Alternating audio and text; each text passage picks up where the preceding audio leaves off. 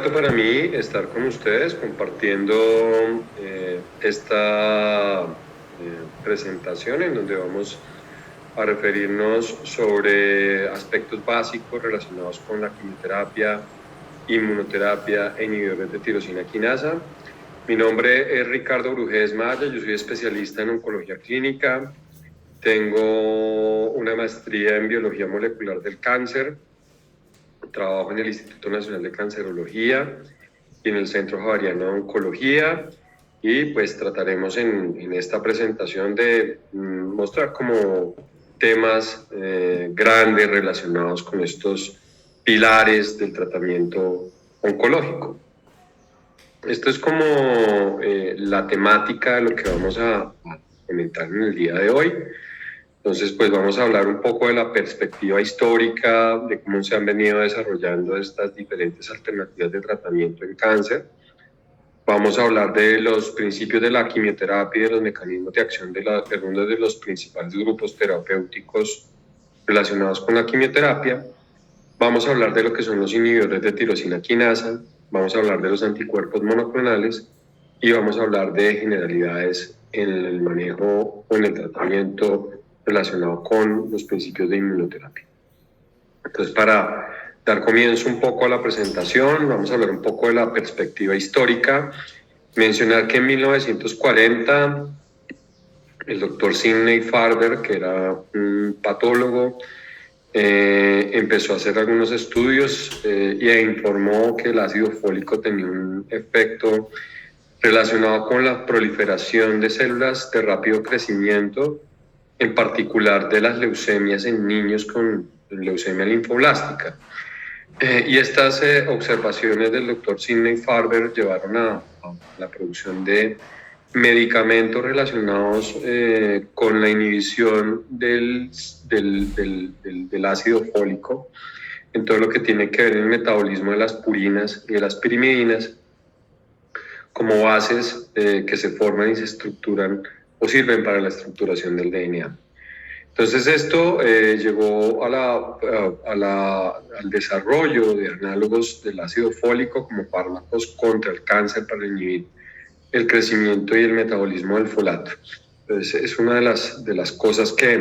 con las que primeramente se empezó a trabajar. Posteriormente, digamos que durante el desarrollo de la Segunda Guerra Mundial se presentó un estudio de cómo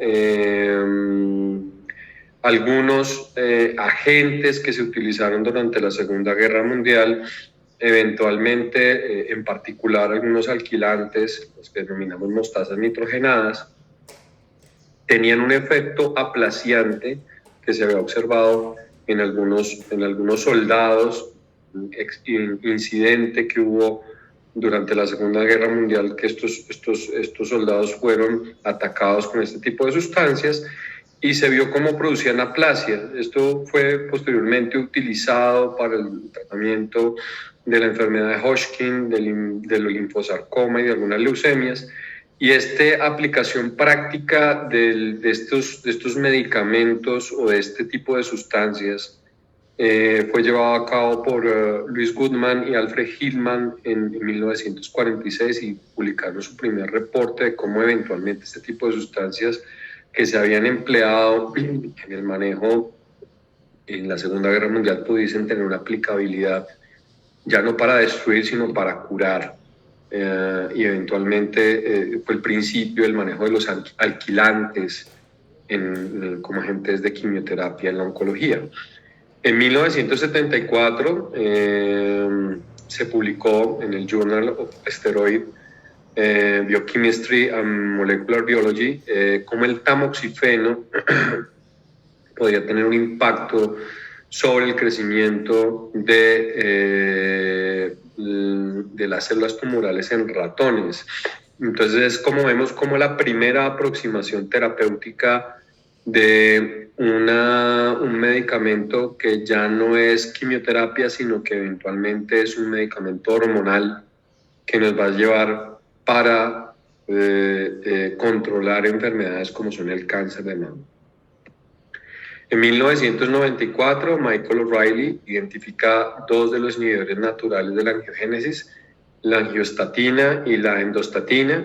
que son principios fundamentales. La angiogénesis es uno de los pilares por los cuales las células tumorales en los tumores de estirpe, de tumores sólidos, crecen a nivel locorregional. Entonces, todos estos mecanismos de producción de vasos alrededor del tumor son necesarios para el crecimiento local de las masas tumorales, y este descubrimiento nos va a dar pie a que más adelante se puedan hacer una serie de medicamentos para controlar la formación anormal de vasos sanguíneos. Ya para el 2004 se incluyen dentro de las diversas neoplasias la búsqueda de mutaciones activas en vías que denominamos vías de adicción oncogénica, es decir, dentro de las vías de proliferación de las células tumorales se producen alguna serie de alteraciones dentro de algunos segundos mensajeros que llevan la información desde la célula, desde su superficie hasta el núcleo, y puntualmente muchos de esos receptores que activan esos segundos mensajeros tienen una actividad que fosforila residuos de tirosina en esos segundos mensajeros, y pueden haber alteraciones puntuales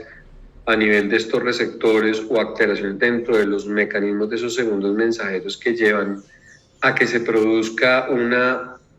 activación anormal y se empiezan a descubrir cómo podemos bloquear esa fosforilación o esa actividad de esos segundos mensajeros a través de medicamentos eventualmente que inhiben esa fosforilación, que es lo que denominaremos más adelante inhibidores de tirosina quinasa. Y en particular, el primer descubrimiento se hace sobre una molécula que impide la fusión BCR-ABL, que es el imatinib. Posteriormente, en el 2012, se identificó una serie de moléculas que eventualmente lo que hacen es potenciar el reconocimiento que hay entre el linfocito T y la célula tumoral a través de algo que se ha denominado el inmunocheckpoint. Y es cómo se establece una serie de interacciones a través del complejo mayor de histocompatibilidad y proteínas relacionadas con los mecanismos de inhibición de la respuesta inmunológica o de potenciar la respuesta inmunológica. Esto dio origen o dio lugar a un premio Nobel en oncología. Aquí vemos los dos médicos que ganaron el premio Nobel, el doctor James Allison y el doctor Tasuku Honjo, que descubrieron una serie de anticuerpos, en particular anticuerpos anti-PD1 o la interacción entre PD1 y PDL1 y los anticuerpos anti-CTLA4. Bueno, entonces, ya habiendo comentado un poco la perspectiva histórica de cómo fueron desarrollándose los tratamientos, desde medicamentos que tenían un efecto muy generalizado para controlar células que proliferan rápidamente, hasta el descubrimiento en particular de alteraciones propias de cada una de las células tumorales que van a permitir que nosotros hagamos alguna intervención sobre los mecanismos de proliferación, inhibiendo en particular la fosforilación de segundos mensajeros, o estableciendo, por ejemplo, el tratamiento con anticuerpos monoclonales que van a actuar sobre ligandos o que van a actuar sobre receptores, hasta la perspectiva hoy en día que tenemos del empleo de inmunoterapia. Pues vamos a empezar a hablar ya más detenidamente de cada una de estas diferentes opciones de tratamiento en los pacientes. Entonces, vamos a hablar un poco de los principios del tratamiento con quimioterapia. Digamos que la quimioterapia es una serie de medicamentos que podemos emplear tanto de forma endovenosa como de forma intramuscular, subcutánea o de forma oral. Estos medicamentos lo que van a hacer es intervenir en los mecanismos de proliferación celular de células de rápido crecimiento. Células de rápido crecimiento no solamente tenemos en el cáncer, sino que hay células que se replican y que tienen unos ciclos celulares mucho más cortos que otras células, y estas células también van a ser afectadas por la quimioterapia. Es así como, por ejemplo, las células que hacen parte de la mucosa del tracto gastrointestinal, o las células que hacen parte del cuero cabelludo, algunas células de la piel, y las células que se encuentran en la médula ósea, que dan origen a los glóbulos rojos, a los glóbulos blancos o a las plaquetas, van a ser afectadas por este tipo de tratamientos.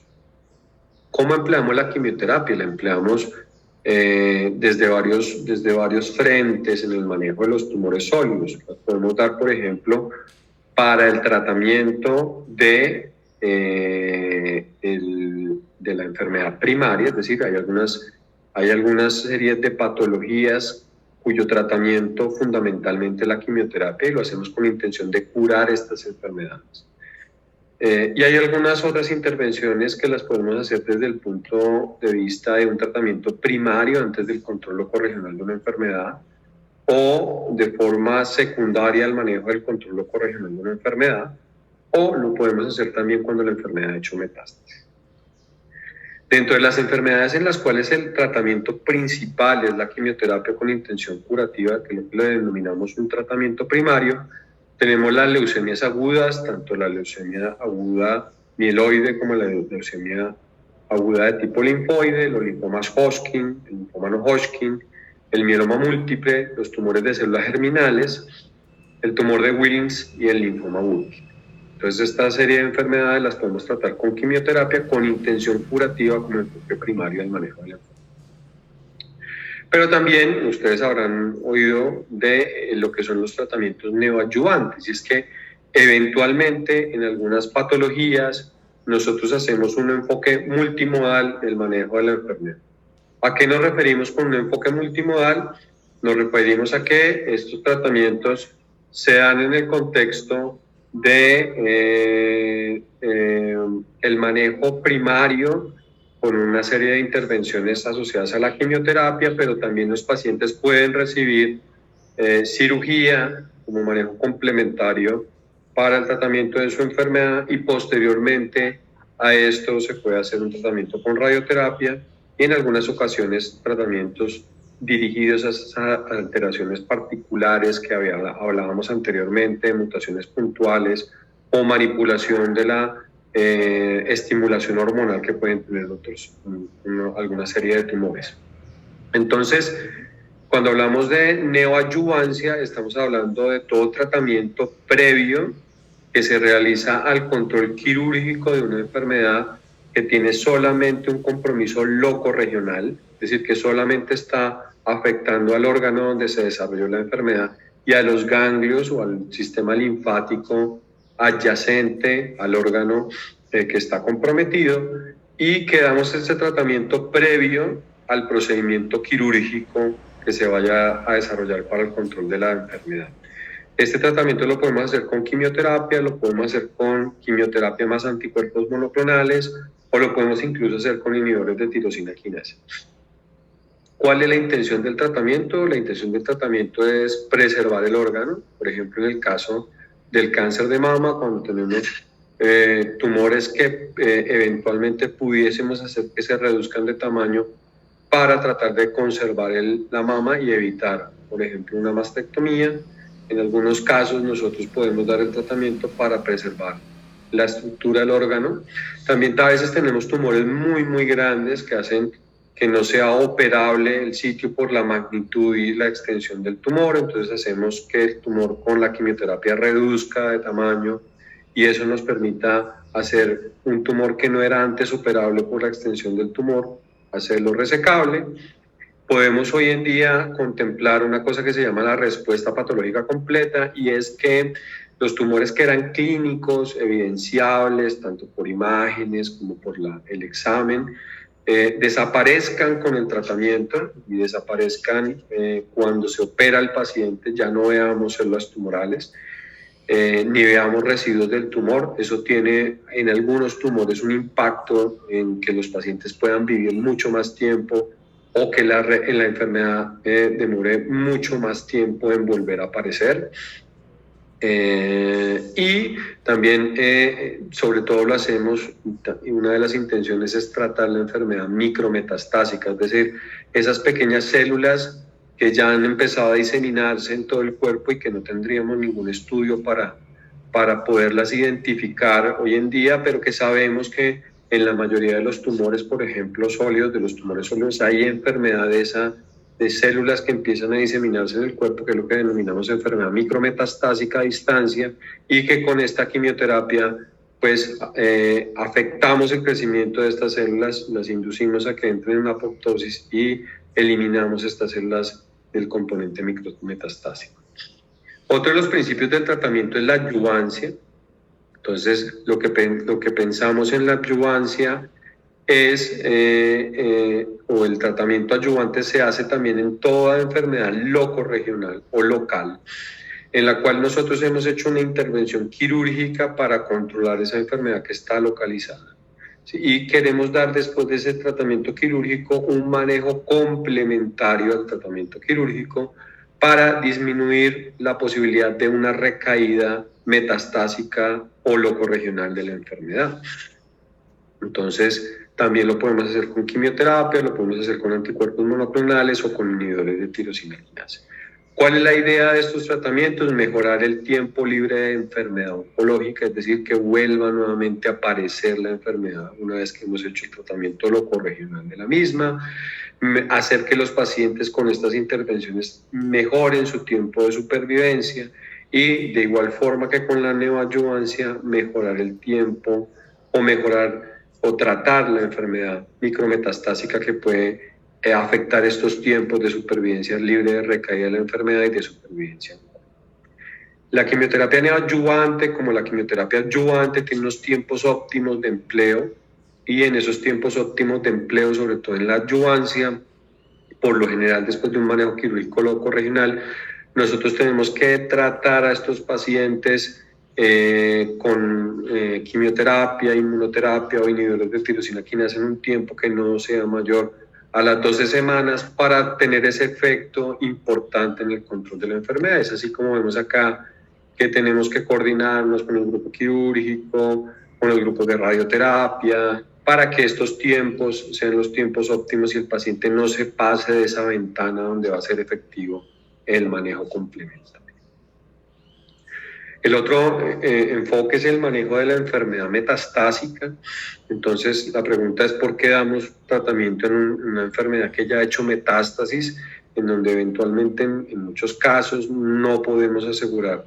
que podamos curar la enfermedad? Una excepción en tumores sólidos, de tumores que hacen metástasis y son curativos, son los tumores germinales gonadales. Pero en enfermedad metastásica la mayoría de las veces el tratamiento no es con intención curativa. El tratamiento, la idea del tratamiento en enfermedad metastásica es mejorar el tiempo de supervivencia de los pacientes, pero esa mejoría del tiempo de la supervivencia de los pacientes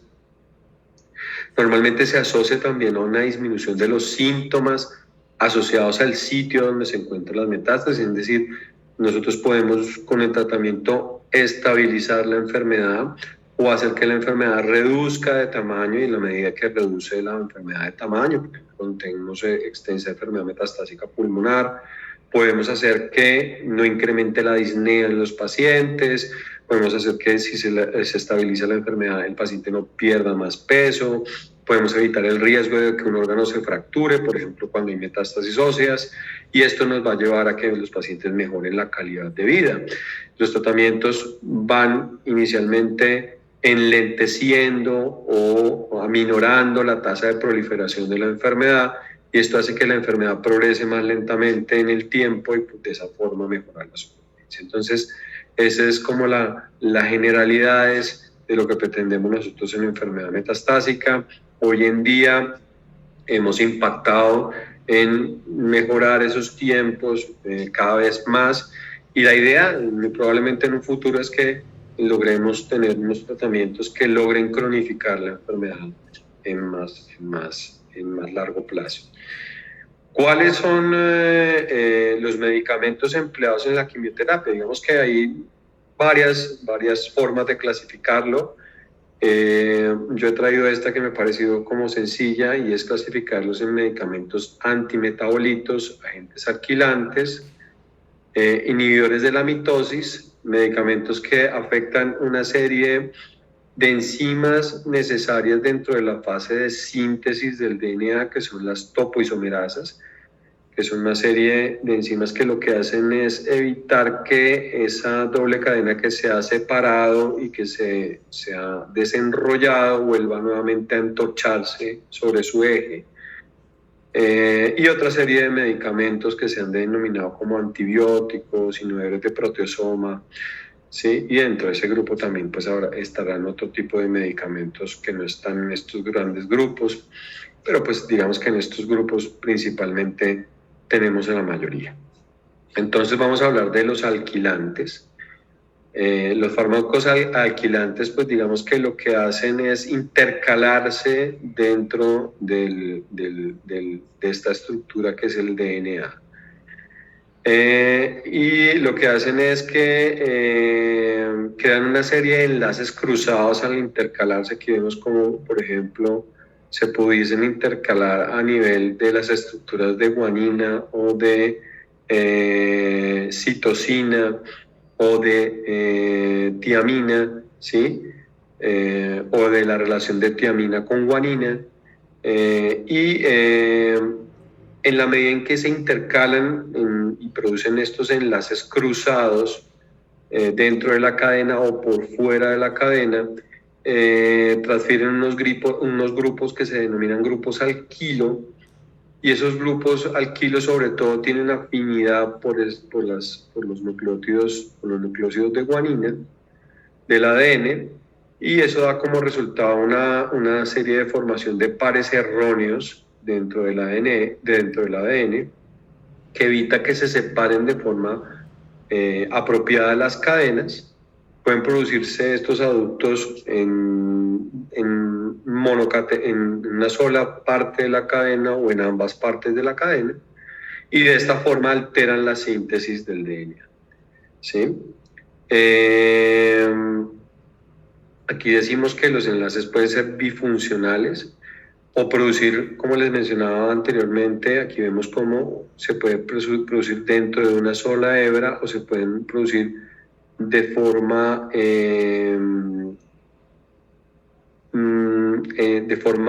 secuencial o de forma o en el mismo tiempo esos enlaces en las dos cadenas. Esos enlaces cruzados van a evitar que se replique adecuadamente en la fase de síntesis del DNA y van a producir que se pare la fase de síntesis del DNA. ¿Cuáles son las células que más sintetizan DNA? Pues las células que están en una fase de replicación. ¿Cómo dividimos estos agentes alquilantes? Entonces, digamos que hay una forma de dividirlos de acuerdo a su característica química o la forma química de las moléculas. Entonces hablamos de las oxaxofosforinas, dentro de las cuales tenemos la ciclofosfamida y la ifosfamida. Tenemos las que mencionábamos anteriormente como mostasas nitrogenadas, dentro de las cuales tenemos el busulfán, el clorambucilo, el melfalán. Tenemos las hidracinas, dentro de las cuales tenemos a la temozolomida, y tenemos los agentes basados en platino, entre los cuales tenemos el cisplatino, el carboplatino y el oxaliplatino. También tenemos los antimetabolitos. Entonces, dentro de este grupo de los antimetabolitos son una serie de medicamentos que interfieren con la vía de la biosíntesis, que es esencial dentro de la producción, sobre todo de nucleótidos, que hacen parte de las estructuras del ADN y del ARN, y de los que van a formar pues todas estas cadenas de ADN y ARN, y que intervienen principalmente en la inhibición de enzimas, particularmente unas que son fundamentales dentro de la estructuración de los nucleótidos, como puede ser la hidrofolato reductasa, la ribonucleótido reductasa o la DNA polimerasa, o se intervienen creando falsas rutas para la formación de análogos, es decir, de estructuras bioquímicas similares a lo que son las purinas o las pirimidinas. Entonces los antimetabolitos se pueden dividir en varios grupos, dentro de los cuales están los antagonistas de pirimina, como pueden ser la citarabina, el 5-fluorouracilo, la gencitabina o la capecitabina, los antagonistas de purina como la fludarabina, los análogos de purina como la 6-mercaptopurina, la cetoprina y la cladribina, los antifolatos como el metrotexate, el pemetrexel y el pralatrexato, y los inhibidores de ribonucleótido reductasa como la hidroxipia. Dentro de los grupos de medicamentos asociados a la quimioterapia, entonces está, como mencionamos anteriormente, los que son los inhibidores de topoisomerasa. Recordar que las topoisomerasas, como lo muestra esta gráfica de acá, son enzimas capaces de estructurar, de actuar sobre la topología, es decir, sobre la estructura del DNA, evitando que este DNA, una vez que se ha desenrollado para empezar la fase de síntesis, vuelva nuevamente a entorcharse, es decir, desenredándolo, porque pues el DNA muchas veces está compactado sobre sí mismo y es necesaria esa compactación para formar lo que son los cromosomas, pero cuando entra en la fase de síntesis es necesario que esa compactación se pierda para que se pueda replicar adecuadamente. Y lo que hacemos muchas veces con estos medicamentos que son inhibidores de estas topoisomerasas es evitar ese desentorchamiento que tiene el DNA dentro de la fase de síntesis, que es fundamental para que se pueda producir y de esta forma pues inhibir la síntesis del DNA. Entonces tenemos dos tipos de fármacos, hay dos tipos de topoisomerasa, la topoisomerasa 1 y la topoisomerasa 2, y hay medicamentos que actuarán sobre una y sobre la otra. Entonces los que actúan sobre la topoisomerasa 1 se denominan irinotecan y topotecan, y los que actúan sobre la topoisomerasa 2 tenemos, por ejemplo, el etopósido, las antraciclinas, dentro de las antraciclinas, por ejemplo, la oxorubicina, la hidrorubicina y la epirubicina. Estos son ejemplos, no solamente estos medicamentos a veces tienen un solo mecanismo de acción. Por ejemplo, las antraciclinas no solamente son inhibidores de topoisomerasa, sino que también son inhibidores de licasa y también tienen un efecto alquilante. Entonces, si bien los colocamos dentro de este grupo, no quiere decir que algunos medicamentos no puedan tener otras acciones, otros mecanismos de acción a nivel de las estructuras que se replican rápidamente. Acá entonces vamos a mencionar lo que corresponde a los inhibidores del uso mitótico, que modifican la formación de los microtúbulos. Acordémonos que los microtúbulos son muy importantes durante la fase de mitosis. A través de los microtúbulos es por donde van a viajar los cromosomas durante la mitosis para dar origen a las dos células que van a terminar o van a culminar con la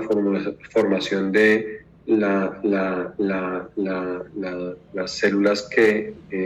se dieron después de una fase de síntesis del DNA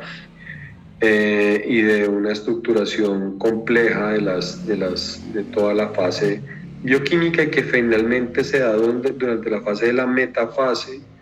en la mitosis o en la meiosis, que van a dar origen a dos células a partir de una célula primaria que empezó la división. Entonces, digamos que estos microtúbulos tienen dos moléculas que son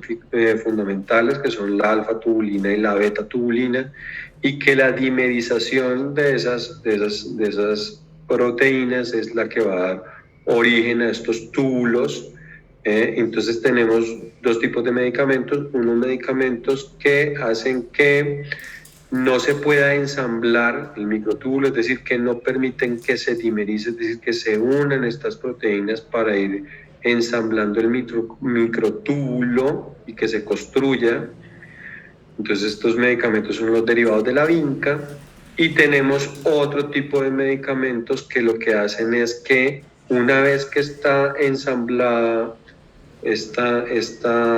estructura de tubulina y beta-tubulina, no se puedan desensamblar.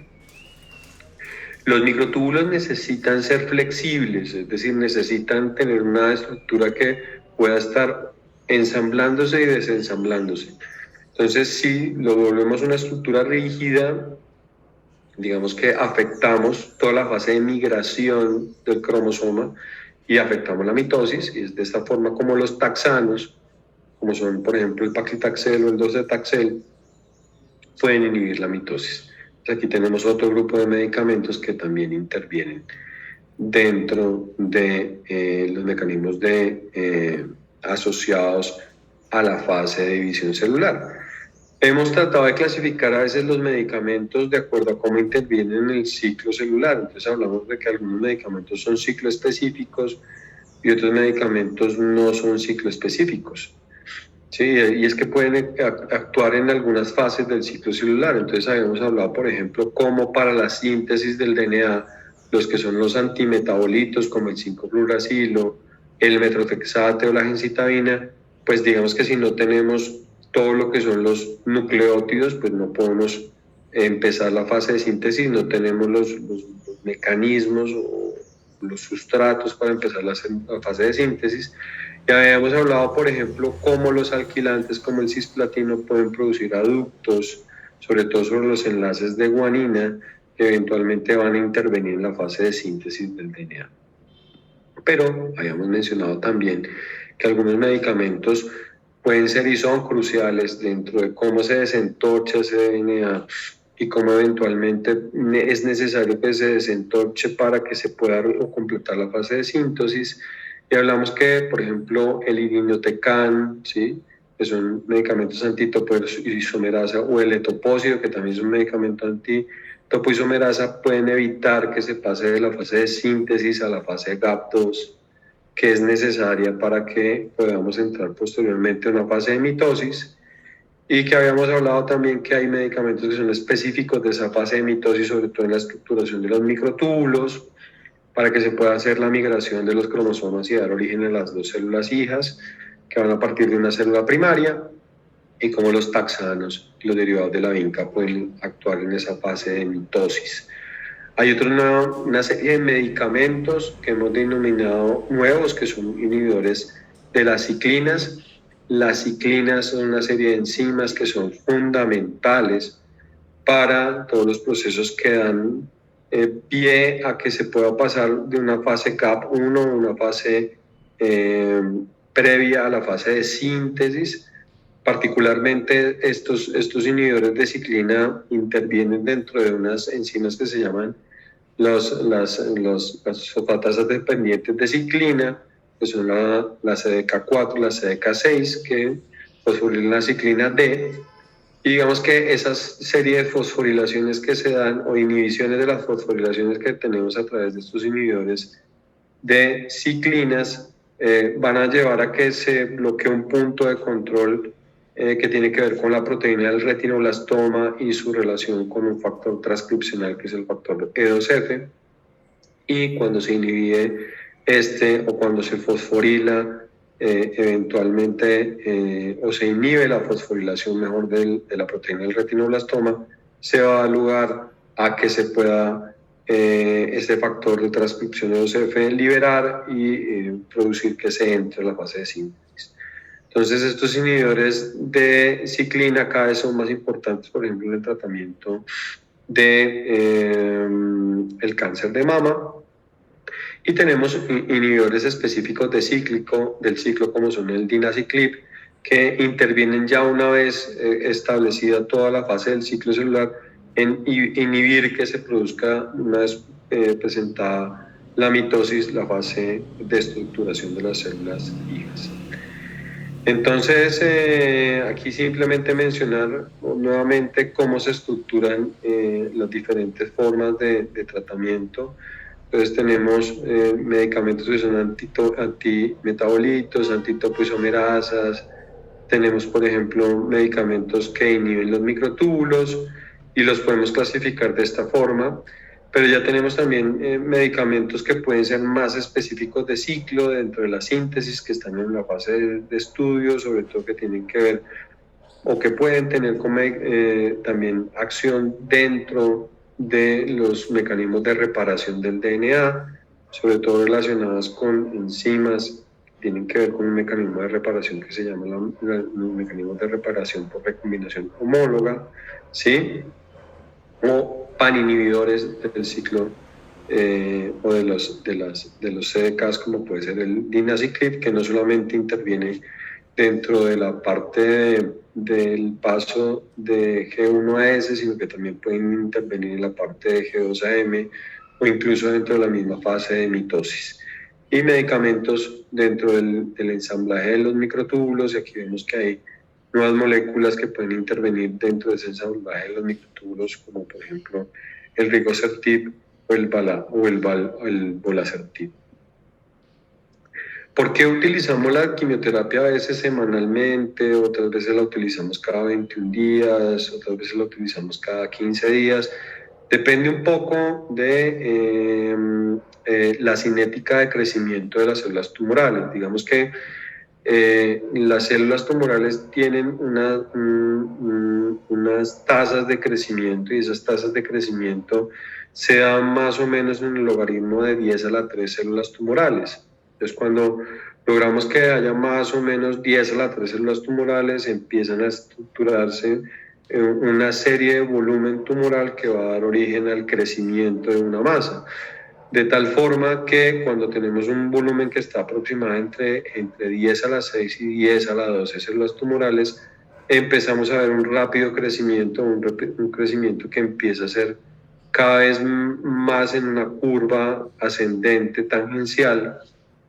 y no en una curva plana como la que se puede ver cuando tenemos fases de volumen de crecimiento de más o menos entre 10 a la 3 y 10 a la 6 logaritmo de células tumorales. Entonces, aquí lo que tenemos es una curva en donde vamos hablando del porcentaje que puede tener de respuesta a un tumor y cómo se puede afectar en el tiempo ese porcentaje de respuesta al tumor y cómo podemos quebrar un intervalo de tiempo y sean unos intervalos de tiempo. De tal forma que para poder establecer cómo afectamos ese logaritmo de crecimiento de la célula tumoral, entonces tenemos que saber cómo se comporta o cómo es la cinética de crecimiento del tumor para saber si lo podemos afectar dando el tratamiento cada semana, cada 15 días o cada 21 días. Entonces hay algunos medicamentos que por su vida media, por su mecanismo de distribución, por su farmacocinética y por su farmacodinamia, actuarán en unos periodos de tiempo en donde eventualmente afectarán de forma mucho más efectiva esa cinética de crecimiento tumoral. Hay unos modelos de crecimiento, dentro de esos modelos de crecimiento está el modelo de Skyper, que es un modelo de crecimiento lineal, en donde los tumores crecen y se comportan de una forma muy agresiva y se duplican casi que de forma importante en el tiempo, casi el 50% de crecimiento de forma muy rápidamente. Estos tumores, por ejemplo, son las leucemias, los linfomas Burkitt, que crecen muy rápidamente. Pero tenemos otro modelo de crecimiento que se ha denominado un modelo de crecimiento gompersiano con una tasa de crecimiento que eventualmente es de tipo sigmoideo. Acá lo estamos viendo parcialmente, ese modelo de crecimiento sigmoideo, donde eventualmente tenemos una fase de crecimiento tumoral que es muy lento. Posteriormente tenemos una fase de crecimiento exponencial, ¿sí? Y posteriormente la tasa de crecimiento del tumor disminuye. Entonces, esa fase de crecimiento exponencial tenderá a relacionarse mucho con factores relacionados con la angiogénesis que mencionábamos anteriormente, con el microambiente tumoral, con la capacidad de metástasis, por dónde está localizado el tumor, el tipo de tumor que tienen los pacientes. Entonces, la mayoría de los tumores sólidos tienen esta fase de crecimiento gompersiano y nosotros podremos afectar el intervalo de crecimiento si afectamos esa tasa de replicación mejorando o disminuyendo el número de algoritmos de células tumorales que crecen en una razón de 10 a la 3, que es el tiempo de replicación promedio de los tumores sólidos. Entonces, la mayoría de los tumores o la mayoría de los tumores sólidos se replican en esa tasa de crecimiento gompersiano, y lo que nosotros hacemos por cada intervención es disminuir ese volumen en el logaritmo de 10 a la 3, de tal forma que nosotros podamos afectar la tasa de crecimiento tumoral. Por eso la mayoría de las revaloraciones clínicas que nosotros tenemos en nuestros pacientes e imagenológicas las hacemos más o menos entre las 8 y las 12 semanas, cuando hemos dado por cada ciclo de tratamiento puede ser más o menos cada 21 días o cada 15 días, o presumimos nosotros que con cada ciclo hacemos una reducción de 10 a las 3 células tumorales para afectar este número más o menos entre 10 a las 9 y 10 a las 12, donde hay un cambio en el volumen tumoral que es visible, que eventualmente nosotros podríamos interpretar en una imagen diagnóstica. Por eso ustedes van a ver que nosotros estamos evaluando a nuestros pacientes con tomografías más o menos cada 3 meses o cada 4 meses, que es cuando se hace promedio de reducción del volumen tumoral, que nos permite observar si hay un cambio en el tratamiento. Entonces mencionábamos que por la farmacocinética o la farmacodinamia de los medicamentos que empleamos en oncología, el tiempo de acción de esos medicamentos se va a dar más o menos hacia las 8 o hacia los 8 días, va a tener un periodo máximo de acción que puede ser variable, pero más o menos está hacia los 10 a 12 días y empieza a declinar el medicamento, su mecanismo de acción, más o menos hacia los 20 días. Entonces damos intervenciones de tratamiento que pueden ser cada 3 semanas, en donde tenemos una fase de máxima acción del medicamento, empieza a declinar la acción